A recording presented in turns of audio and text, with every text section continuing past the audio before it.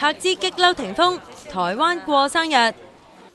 我哋獨家踢爆柏芝喺母親節嗰日同 Edison 同一班機返香港，主動嗌佢又玩自拍，仲好雀躍咁交換電話添，真係咩淫照恩怨都唔記得晒啦。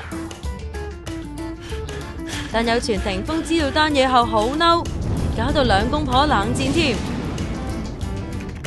連網友都開 post 狂鬧柏芝。咁啱柏芝尋日31歲生日，佢就向潘源良生氣，再說一次我愛你劇組請假啦。佢生日啊嘛，生日係合理嘅放假噶嘛。仲以為放假去大馬揾拍緊戲嘅霆鋒箍煲添，點知媽咪，我要調去窗位坐啊。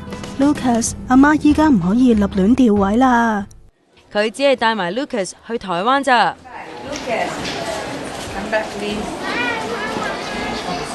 果汁，不好意思啊，我们想要问你一下，不好意思，因为飞机上是不是？因为今天我生日，所以我不想做访问。可以给我一点点空间吗？不好意思。可不可以问这一题就好了？不好意思，因为我生日不要送我一份那么沒有空間的禮物，好不好？